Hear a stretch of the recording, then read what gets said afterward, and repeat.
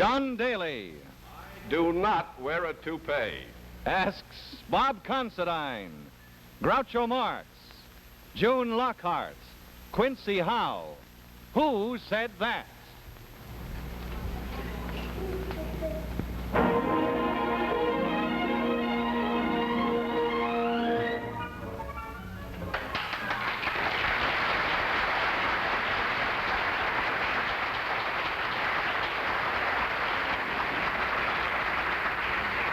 And now I think it's time to say welcome to all of you people who have come to join us here, and you people at home who have joined us in your living rooms to play Who Said That? As I think perhaps many of you know, the questions are based on quotations from the news. And if at any time our friends on the panel here cannot tell us who said that, they're required to pay a forfeit. $10 from Mr. Howe, Miss Lockhart, and Mr. Marx into the Goldfish Bowl, and from Bob Considine, who is our anchor man, we get $20. So panel, good luck to you, but remember always that even if you don't get all the answers, you have nothing to worry about, because what you lose tonight goes to the National Association for Mental Health. And now let's get to our first quote. Who said, "I do not wear a toupee"? Who said that? Miss Lockhart, would you like to start things off? Was it Senator Newberger? Senator Newberger of Oregon? Yeah.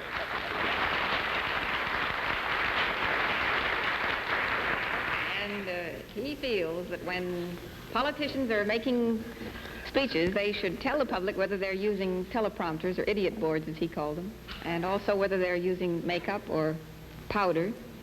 And I suppose how many times a day they shave and how many times a week they bathe. I don't know. Doesn't he have charge of the squirrels in the White House? That's the fellow. He must have run out of squirrels, I think, Groucho, don't you? Yes. Well, how do you feel as a man who has been in the world of entertainment for a substantial number of years? How do you feel? World of entertainment. I'm in television. You're in television. Do you think that if a politician goes on television that he should have it announced that he is wearing makeup and that he is using a prompting device? And he is... I don't think a politician should go on television. We have trouble enough as it is making a living. Let them stick to their racket and let us stick to ours. Mr. Considine? Well, the man who used makeup in the last presidential race won by a margin of 7,500,000 over the man who refused to wear it. You think that's indicative? I don't know. I've been using makeup ever since. Did you ever win an election? Overseas Press Club. Overseas Press Club, right. Miss Lockhart. That's certainly a hairy solution to the problem. I'm sorry to have to mention this again, Mr. Daly, but Mr. Marx has again put his cigar ashes in the goldfish bowl. Eventually, I expect all my ashes to wind up in one of these things. And I'm just getting used to it, that's all. Just wait until we get some of his money in the bowl. He won't put any more ashes in. Let's not fool around. I don't know anything except Errol Flynn, anyhow. Well, let's take a test. I got 3 misses coming to me. Oh, I wish I had 3 misses. Well, you got your money back now. Let's see if we can't restore it. Who said, "You don't sit down with murderers and discuss business. The longer we wait, the more awful the war will be"? Who said that? Quincy Howe. I would guess, I won't say I think, I would guess that was Senator Nolan. You guess that would be Senator Nolan? California. You do, eh? Well, you wish you had your books with you, I'll bet. Miss Lockhart. Was it Brigadier General Frank Howley? Brigadier General Frank Howley is right.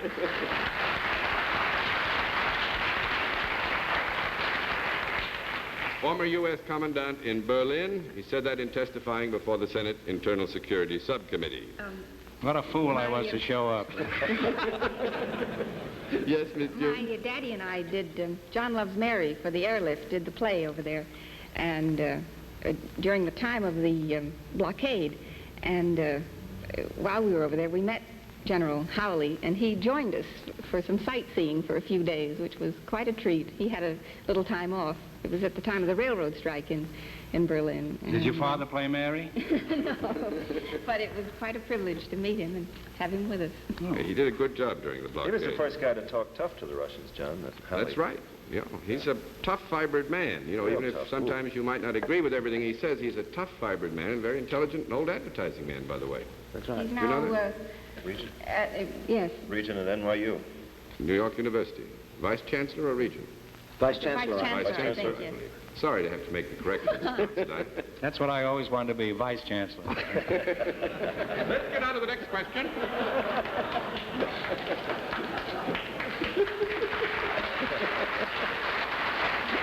All right. Who said the opportune time for a wisecrack is often when the moment that looked opportune is over? Who said that? The addition was, for a witty remark is often like an angry letter. A second thought will tell you not to mail it. Disraeli. Mr. Considine. That was said in This Week magazine by Lucille Ball, writing about humor in general. And Right. Very good. And Groucho, the title of the article was Humor Shouldn't Hurt. Do you, as I one of believe the that, yes. great practitioners, Yes, you're very I- gentle, I've noticed. with I people. subscribe to that philosophy. You know, Humor- Max Beerbohm had a very good comment about that the kind of humor that doesn't draw blood, that the kind that... Well, he was always anemic.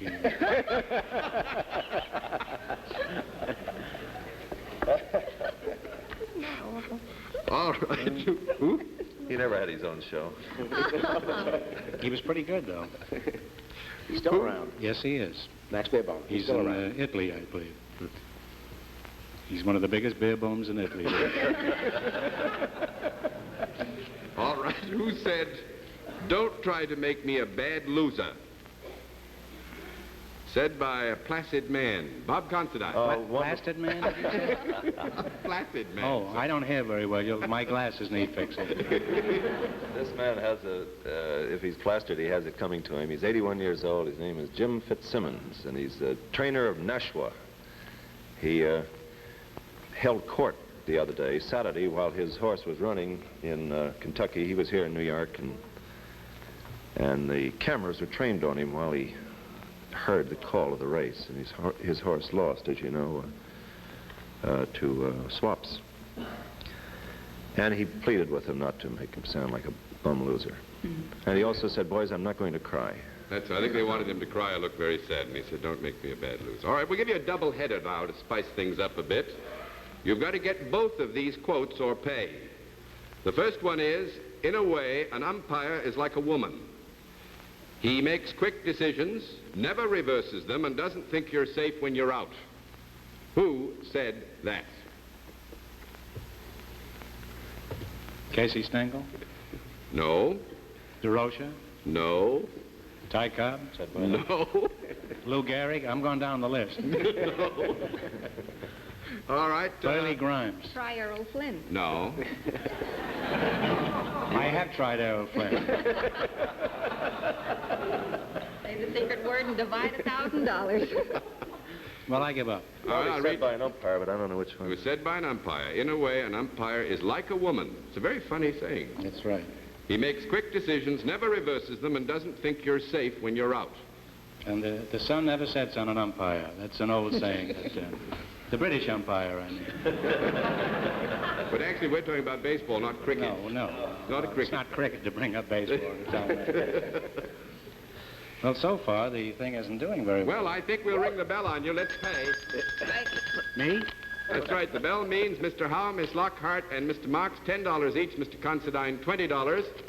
And all of it... Oh, wait a minute. Why does he have to pay more than I do? Well, he's the I was anchor. as dumb as he was. You too? No, You were so innocent and quiet down there. I still am. I guess nobody's safe from this. Eh? Well, it goes to the National Association for Mental Health, and we've got to do better than this. I'll give you the said it? second... Give you... Yeah, who said said it? Yeah. Oh, I don't think I ought to tell you that. All righty. I don't Never think I ought going to tell us? I don't think I ought to tell you. I don't think that's fair. After all, we can use this later then. Now, it was said by umpire Larry Getz. Strike chord, Bob? Yeah, I'd like to have about $5 of that 20 back, too, for saying it was an umpire. Well, no, I'm sorry. No rebates at all. Collected by sports columnist Milton Gross. You get all 20, huh? He gets all 20. Well, you know what they say. Him who hath gets.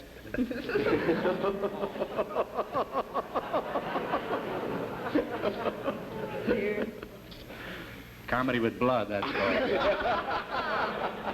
All right, let's try the second quote, which, by the way, was also a quote from Milton Gross, just for fun, to see if you can get it. The trouble with pitchers these days is they don't know the difference between an ache and a pain. One needs work, the other needs rest. Who said that? I don't know, it was a dull quotation. Let's go on to another one. All right, well, you don't have to pay for this one. That was said by Washington manager Charlie Dressen. Charlie Dressen? Yeah, so you really struck out on that one, panel. Both of them. All right, let's get on to the next quote. Who said, if the party is realistic enough to look for converts, generally it should be realistic and sensible enough to welcome penitents. Who said that? If the party is realistic enough to look for converts, generally it should be realistic and sensible enough to welcome penitents. Mr. Howe, do you have any ideas? I have it. I had that on the news, and I'm just trying to remember who it was who was... oh, yes, I do remember now. It was in the Democratic Party. It was Butler, the chairman of the Democratic National Committee, right, who was answering... he was talking to Governor Shivers in the pantry after breakfast following the conference of the governors in Washington, and Shivers had gotten into a little hot water because of a statement Well, how can Stephen he get Mitchell hot water made if he shivers? in the pantry. In the pantry. I guess anything's possible in the pantry. How's your pantry, Mr. Howe, by the way? Very nice, man. Flourishing? Yeah, sorry about that. But when I was rudely interrupted, I was about to say... That's the only kind you'll get here, Mr. Howe. Okay. Not rude as long as it's funny. Please. Well, it followed Stephen Mitchell's attempt to read all these men out of the party who had voted in 1952, Shivers and the governor of Louisiana, and Talmadge. Burns. Not Talmadge. No, Talmadge didn't vote. I just thought I'd throw that in, you know. All right, I think we got that covered like a tent. I did know that. All right, let's try another quote. Who said there is only one place for us in the world? That is at the side of the free peoples. Who said that? Bob Considine? That was said by Konrad Adenauer when Germany became a full-fledged member of NATO in the last few hours. Right.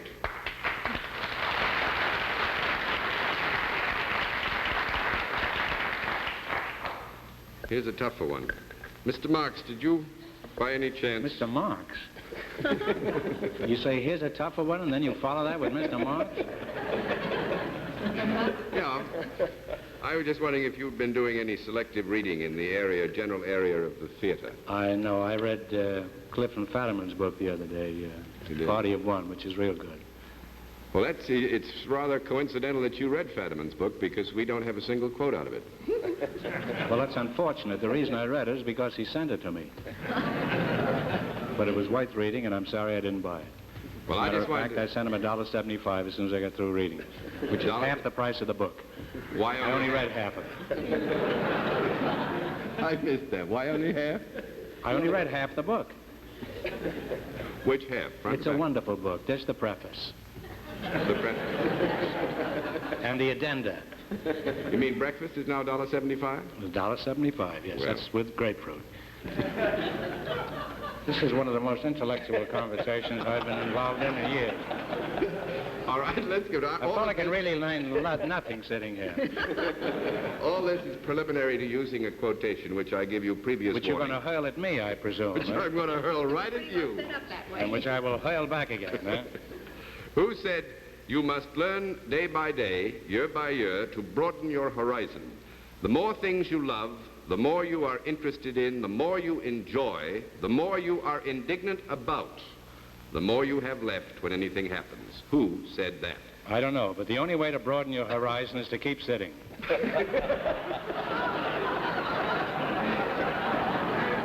Follows it, the more you'll have left if anything happens. That is quite true, Miss Things Lockhart. are getting out of hand. Miss Lockhart, who said that? Miss Lockhart is going wild tonight. Ethel Barrymore. Ethel Barrymore is right. That was quoted a few days ago in Walter Winchell's column. Ethel Barrymore's oft-quoted philosophy and a very great actress. Can't you ask me something that Harpo said? Or Jimmy Savile? Or Kelly, the circus. Be a wonderful question, you know, really. It said, who said... That's right. Well, who said? Harpo Marx. Harpo Marx, that's right. Let's put it all in there. Now nobody knows who has anything.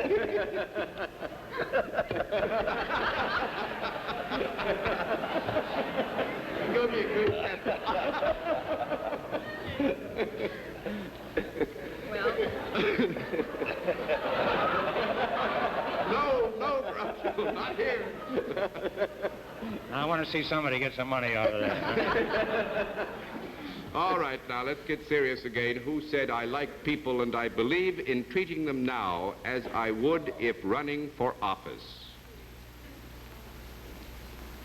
Alf Landon? Strangely, Alf Landon is not right. William Jennings Bryan? He ran for office. Not William Jennings Bryan. Miss Dewey? Lockhart? Who? Dewey? No.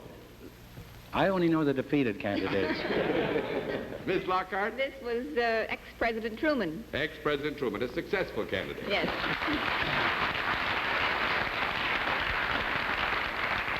Have we got time for me to tell a story about Truman? We sure have. I had lunch with him last year in Kansas City, and there were about six of his henchmen sitting in this little dining room at the Mulebog Hotel. And Mr. Truman started telling me a story. And in the middle of this story, this fellow picks up a phone and starts talking to somebody outside. Real loud, and I could hardly hear Mr. Truman. I finally said, look, Harry, don't you remember you used to be president? Why do you permit anybody to sit here and talk louder than you when you're telling me a story? He said, I'll tell you, Groucho, we're having a big Democratic dinner here next month, and this fellow on the phone is raising the money for the dinner. That's why I keep him quiet. A very practical man.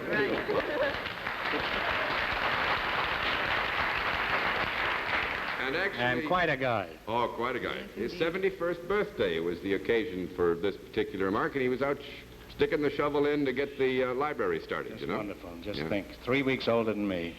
Big, 3 weeks.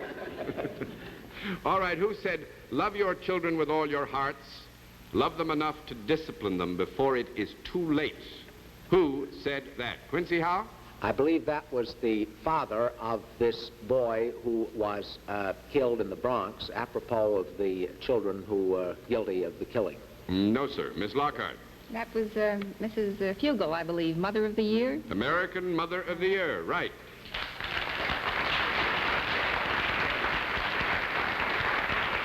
"75-year-old lady from Pleasant Grove, Utah. Do you remember any other things she said? Let's see. She said that raising children in this age isn't any more difficult. It's more of a challenge, I think, she said. And also she met President Eisenhower and said that it was like the atomic blast. I think after the first explosion, there was a shock. But she was a very charming lady. Actually now, Miss Lockhart, as a mother of young, she also said a child should know discipline by the age of 3. You agree with that? Well, it's all right with me. You can keep trying. Said, forget little things they do wrong that are not important. Praise them for important things, even if you have to stretch them a bit. Right. Wonderful. Fair enough. Wonderful lady. All right, who said... Yes. Do you subscribe to this? I'm a 4-time loser. Oh. Your daughter was just married, wasn't she? That's my eldest daughter. My youngest daughter is still in public school. When she was 4, she went to kindergarten. And every day when she'd come home, I'd say, what did you do today in school? And children are very reluctant to tell you anything, particularly to their parents. She says, nothing. I says, now come now. You go to school every day from 9 until 3 in kindergarten. What do you do there? She says, all we do is paint and go to the toilet.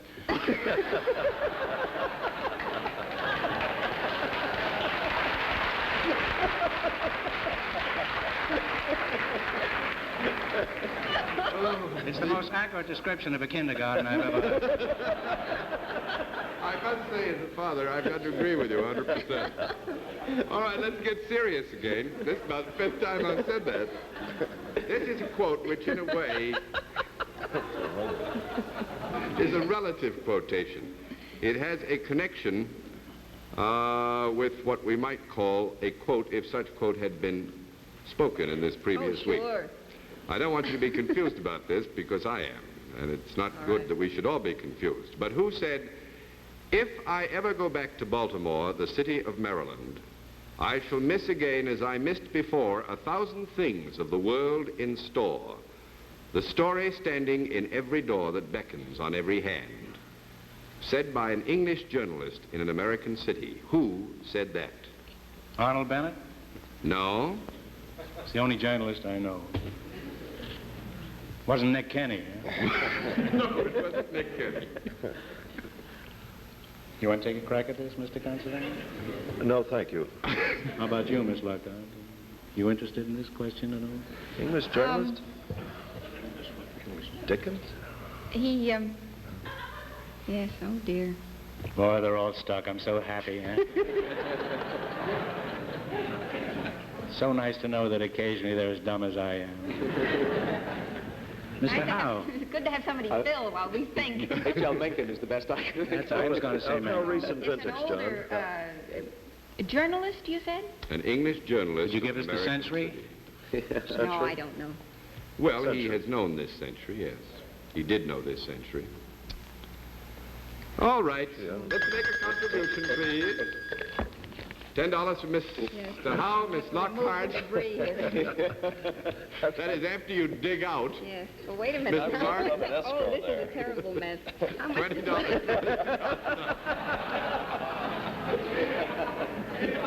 Now I'm going to get confused. For those of you who have just tuned in, this is not correct. What did you Besides- have in here? Well, we'll figure it out later. I've got everything in there. Sure. June, you didn't have... My life savings in there. No, my wife's savings. You know, you look like a senator now, Groucho. There was Senator Sorghum? Senator Sorghum. That's But you me. haven't got a cigar, Miss Marx. Well, I'd just as soon never have one, thank you.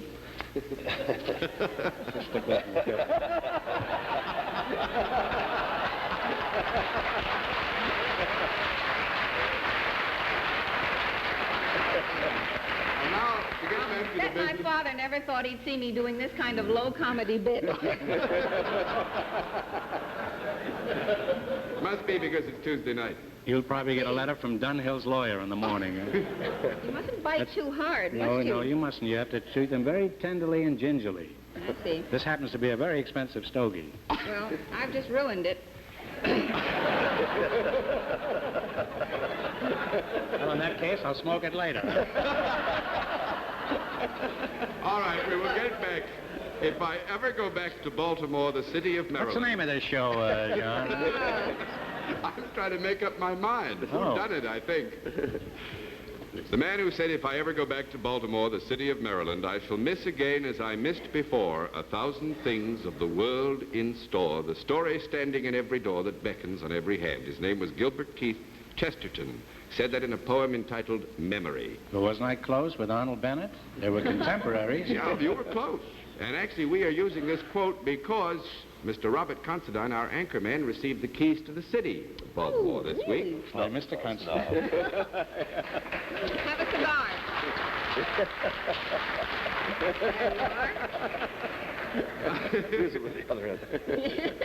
Both Bob's mother and dad were born in Baltimore, and it That's must the be a very smelly end. proud thing for them to have their son go back and get the keys to the city. Chesterton's father was born in Baltimore? No, Bob Considine's father. Oh, I didn't know that. Because Robert Bob said he Considine's planned father was Chesterton. Oh.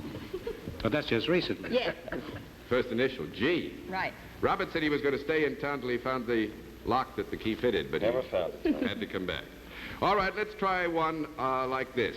Who said it is fatal to make promises to a woman and break your word? I presume many of you gentlemen have discovered this. Who said that? Artie Shaw? Well, he might have. He certainly had enough opportunities. You want to try Errol Flynn? How about Groucho Marx? I have tried Errol Flynn. Anybody have any idea? Can we get another contribution? Well, could you give us another little hint? Well, it was said by a woman political leader who knows her women. A woman political leader? Mm-hmm. Well, Mrs. Hobby? No? No, that's not our hobby. Mrs. Chase? Mrs. Chase? Mrs. Chase? Senator Of Margaret Maine? Chase Smith, I mean. No. Well, and there's Mrs. Lewis. Well, Yes. let's do it again. Happily, and a very nice contribution for the National Association for Mental Health. It was said by Katie Lockheim, Democratic Party's Director of Women's Activities, and it was she who said, "It is fatal to make promises to a woman and break your word." I presume many of you gentlemen have discovered this. What do you suppose she meant by the last remark? I have no That bothers idea. me.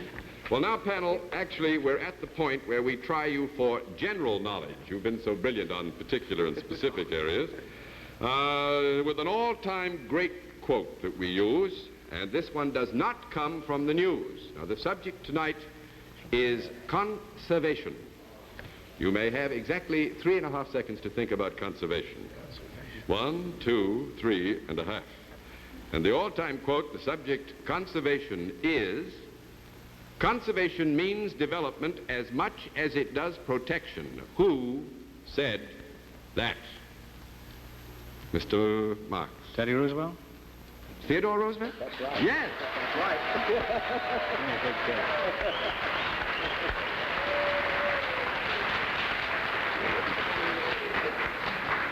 Just a moment, Tom. He gets a cigar. Give it a hug. Quincy got a cigar. I don't You know. didn't think I knew anything. No, I'm beginning to think you've been sitting there loaded for bear all evening, but you just like to be one of those stretch finishers, you know? As a rule, when I'm bare, I'm loaded, but I'm not loaded for bear.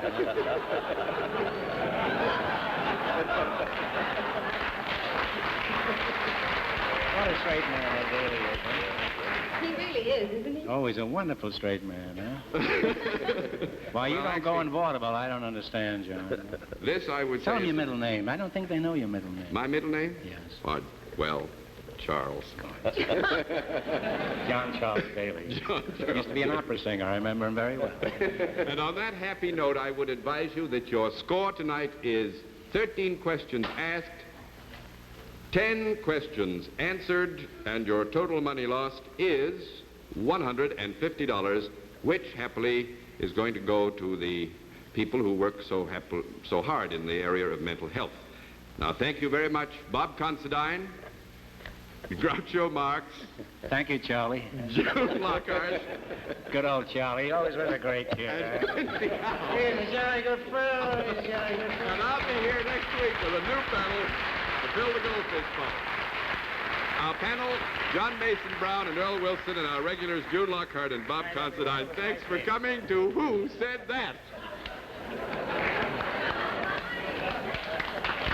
Air transportation for Who Said That is arranged by American Airlines, America's leading airline, for the fastest, most dependable service to major cities throughout the United States, Canada, and Mexico. Groucho Marx appeared on Who Said That with the courtesy of the DeSoto Plymouth dealers, sponsors of a show You Bet Your Life, which is seen every week on another network. Well, will critic John Mason Brown criticize the quotes? And will nightlife columnist Earl Wilson recognize daytime quotes? These and other answers will be given next week, same time, same station, on Who Said That? Don Gardiner speaking. This has been an ABC Television Network presentation.